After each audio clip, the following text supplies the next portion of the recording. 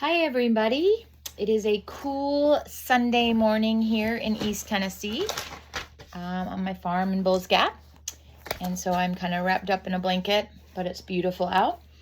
And we are on week 7 of our school. Can you believe it? That's like 1/5 of the way through, maybe 36 weeks. Sometimes 6. Yeah, a little bit under 1/5.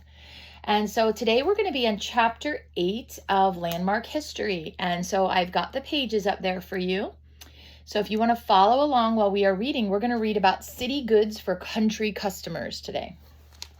And this starts on page, I don't like it how they don't put page numbers on those first 2 pages, but it would actually be the equivalent of page 54.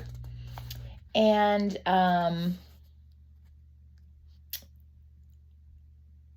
here we go. So we got a picture there on the left side, a 19th century American country store interior. Since the storekeeper kept a good fire in his stove, the store was where you could stay warm in the winter. So year-round, it was where you could meet friends and exchange ideas. I think we see this a little bit in our part of the country, but I specifically saw it when I was probably married a couple of years. So this would have been in like let's say year 2000. John and I once ran out of gas driving down the road, and we got a ride to a gas station, and it was 17 miles away. It was the nearest gas station, and this man picked us up, took us to the gas station. We walked in, and there were all these people just chilling in the gas station, and they lived in the area, and that was where they came, and they met their friends, and they hung out for a little bit, and they had a cup of coffee, and maybe got a biscuit or something. So this is still something we do today. We do it kind of in a different way, but we still have areas that we like to hang out and like to meet people at. So during the colonial years, and a colonial would have been the new years when the colonists, right, were people that came over from Britain. So this would have been before the Civil War. So we're talking about way before the Civil War.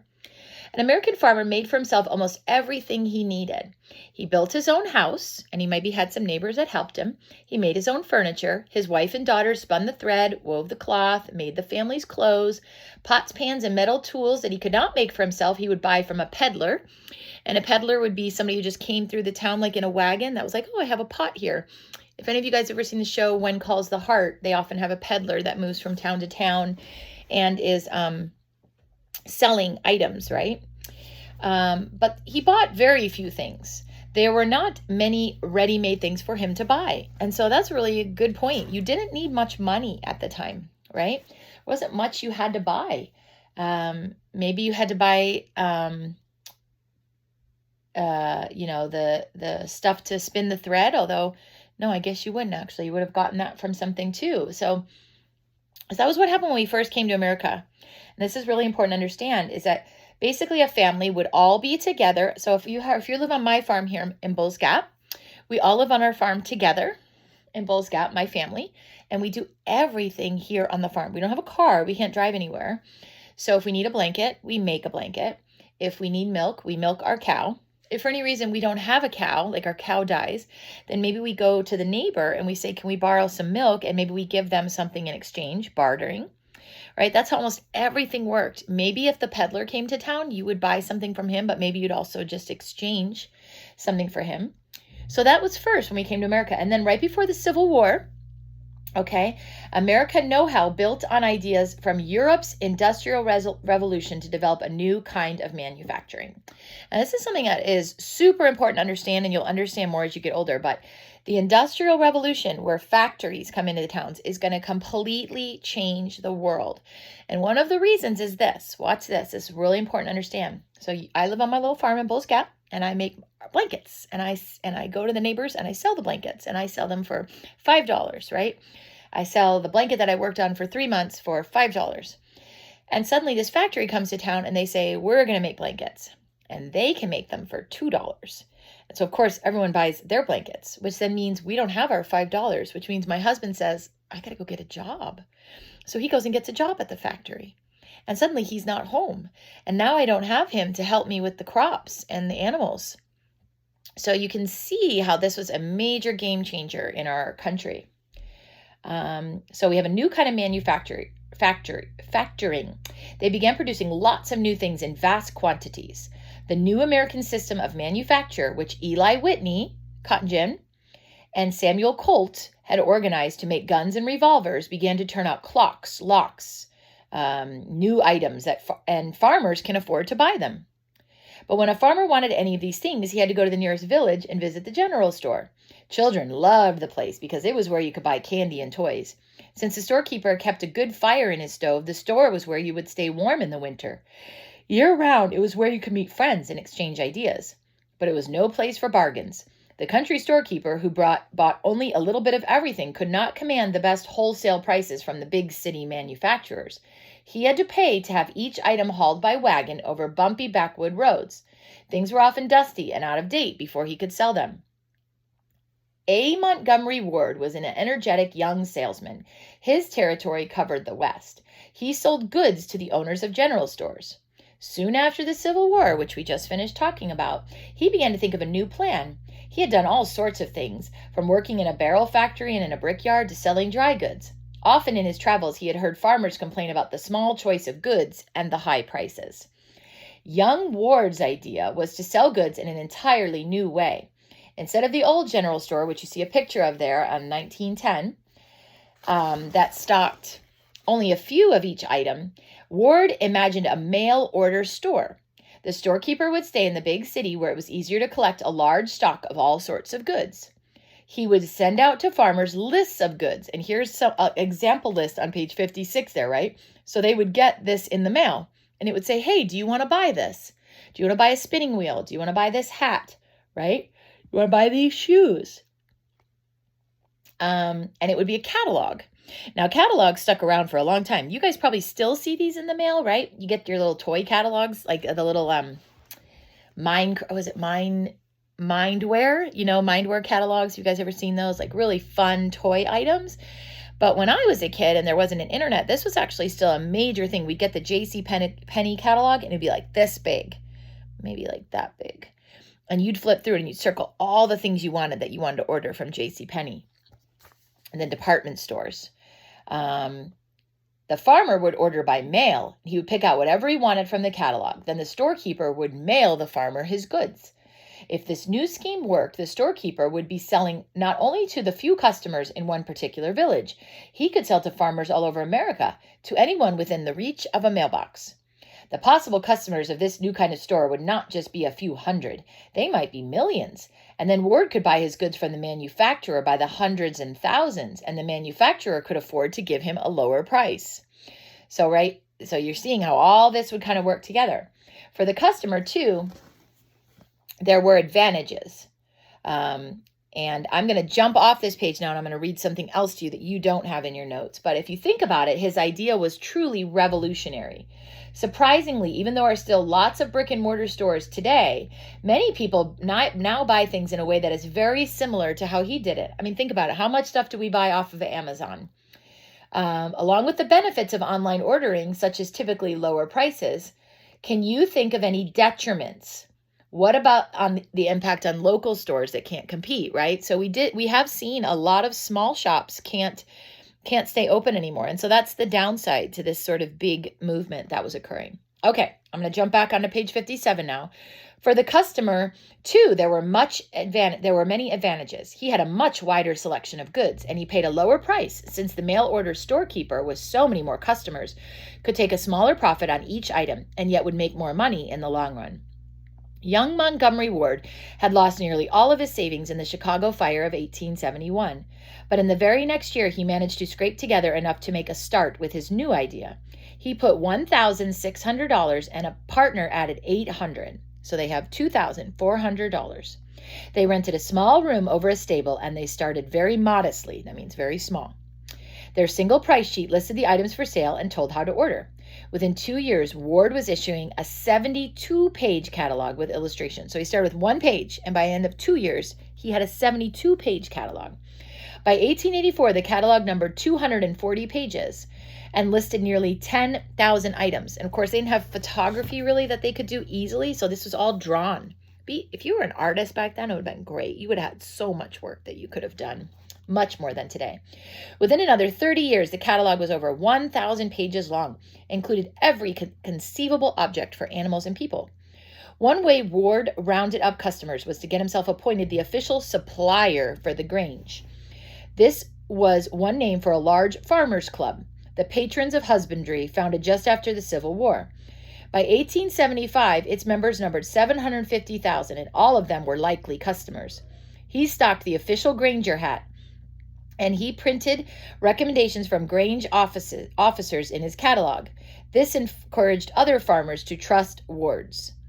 So he basically, there was a kind of a club for farmers. That paragraph's a little confusing. There was a club for farmers, and he sort of got himself like into the club. So when the recommendations came down, he had like higher clout in the club. That's a little confusing, so don't worry if that didn't make complete sense to you. Didn't make complete sense to me. Trust was the most important thing for a mail order store. If you bought in a general store, you were buying from a shopkeeper you knew. You could see the goods and handle them to satisfy yourself. But when you bought from a mail order store, you had to trust somebody you had never seen. You had to believe that the storekeeper would really send you the exact thing described in the catalog. And I'm sure at that time, too, to return an item was very difficult. Ward was a spectacular success. The first secret of his success was not a secret at all, but simply to be honest, give good value, and always let the customer be the judge. On everything he sold, he gave an ironclad guarantee: satisfaction or your money back. If customers did not like the goods when they arrived, they could return them. Also, you could. Isn't that interesting? It's just a question I asked. If something arrived damaged, they could send it back to Ward's, and Ward's would replace it. The company paid the postage both ways. Ooh, that's a big deal. Of course, there had to be trust on the company side, too. The company had to be willing to cash the customer's checks, to believe his complaints, and to replace damaged goods without a lot of investigating. Ward was willing to do this and to take the risks. In fact, Amazon does this now, right? They really kind of feel like, so for example, if you're a customer in Amazon and they can look at your name in the database and you're a good customer and you bought a lot of stuff and you don't complain very often, and then something happens and you talk to them about something, they'll usually just believe you. I actually had this happen where, I'm a pretty good Amazon customer. I buy a lot of stuff. I don't complain much. And I had a bedspread sent to my house and it never arrived. So I contacted Amazon. I said the bedspread never arrived. They sent me another bedspread. Then we found the bedspread. It had been put in the garage, so it had arrived. So I contacted Amazon because I thought it was the right thing to do. And I said, listen, I made a mistake. And they were like, that's okay. Keep both bedspreads. So actually, I have one of these bedspreads here. It's kind of a mess right now. I don't have it made very well. And I have another one upstairs. So I have two of the bedspreads. So part of it is that, you are a little bit like you take some risks and you just say, well, I'm going to lose some money here, but because I'm a good owner, they're going to come back to me for more. The catalog showed pictures of Ward himself, of the other executives, and of the men in charge of the different departments. This was to convince customers that they were dealing with real people. Some customers wrote in to say how pleased they were to deal with such fine-looking men. Some even named babies after Ward and said he would be an inspiration to their children. Ward made sure his staff answered correspondence letters promptly, even if the writer was not ordering goods, but only asking for advice. One customer asked how to find a baby to adopt. Others tried to sell Ward their secondhand furniture or their livestock. Parents asked help in finding boys who had run away from home. They wanted to know how to handle disobedient children. Some wrote him simply because they were lonely and had no one else to write to. Just as the colonial tobacco planter might ask his London agent to send him whatever he needed, now the lonely farmer asked Ward's advice. One customer wrote, "Please send me a good wife. She must be a good housekeeper and able to do all the household duties. She must be 5'6" in height and weigh 150 pounds. Black hair and brown eyes, either fair or dark. I am 45 years old, 6 feet, am considered a good-looking man. I have black hair and blue eyes. I own quite a lot of stock and land. I am tired of living a bachelor life and wish to lead a better life and more favorable." I wonder if there were wives in the catalog. There weren't, right? But the idea was that they didn't have anywhere else to write. And so now there's like, oh, there's somebody I could ask about this. Please write and let me know what you can do for me. Ward's the store answered that it was not a good idea to select a wife by mail. After you get the wife and you find that she needs some wearing apparel or household goods, Ward's added, we feel sure we could serve both you and her to a good advantage. Some felt that Wards would be disappointed at not hearing from them. And so one person wrote, I suppose you wonder why we haven't ordered anything from you since the fall. Well, the cow kicked my arm and broke it. And besides, my wife was sick and there was the doctor bill. But now, thank God that is paid and we are all well again. And we have a fine new baby boy. And please send a plush bonnet, number 29D-8077. The friendly customer received a friendly reply. Ward said they were sorry about his arm, glad that his wife was better, and sent congratulations on the son and hopes he would grow up to be a fine man. They acknowledged the order for the bonnet, and then finally they asked whether the customer had noticed that there was an anti-cow kicker for sale in the catalog. Not sure what that meant. It's not surprising that the mail order store was a roaring success. Of course, in an age of go-getters, Ward was not the only man who tried his hand at building a mail order store. One of the cleverest of these others was a young railroad street station agent named Richard Sears. Oh, pay attention to that last name, Sears. When a stray package of watches arrived at his station in North Redwood, Minnesota, the Chicago Watch Company offered to sell them to Sears at $12 apiece. Sears bought the watches and then sold them by mail to other agents along the line for $14 apiece. Sears was in business. By selling watches to other station agents, Sears made $5,000 in 6 months, gave up his railroad job, moved to Chicago, and began selling other jewelry by mail. He found a partner in Roebuck, a watchmaker who ran a print shop where they could turn out their catalogs. Sears is going to be a huge department store. I don't know if you have been to a Sears. They're kind of falling by the wayside now, but when I was a kid, the Sears catalog and the JCPenney catalog was the bomb. Sears was a clever man and a near genius at selling by mail. One of his schemes was a club plan for selling watches. He persuaded men to form a watch club of 38 members. Every week, each member would pay the club $1, and every week when the members drew lots, one of them would win a watch. At the end of 38 weeks, every club member had a watch, and they had bought them all, the 38 watches, from Sears. Of course, Sears could not have succeeded for long in the mail order business unless he, like Ward, had been honest. He too gave good value for the money, and he let customers return any goods they did not like. But Sears was not afraid of a good joke. He knew that lonely farm families were glad to be entertained. In a rural week, and this was true of the book we read, right, that you guys are reading, Across 5 Aprils, where the young man was so upset when his sister wouldn't read her letter to him, right? Because this was their entertainment. I mean, to read a letter was a big deal. And so that was their entertainment, and he was sad about it. So these families, they didn't sit around at night with TV and internet and all this kind of stuff. And in fact, they were often by candlelight, and they couldn't be doing a lot of stuff. So they loved any little things that could entertain them. So he made an astonishing offer. He illustrated the offer with a drawing of a sofa and 2 chairs, and of fine, lustrous metal frames, beautifully finished and decorated and upholstered in the finest manner with beautiful plush. Sears offered to ship all this furniture as an advertisement only and for a limited time only for the ridiculously low price of 95 cents.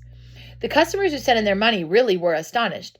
They received a set of dolls' furniture made exactly according to the description.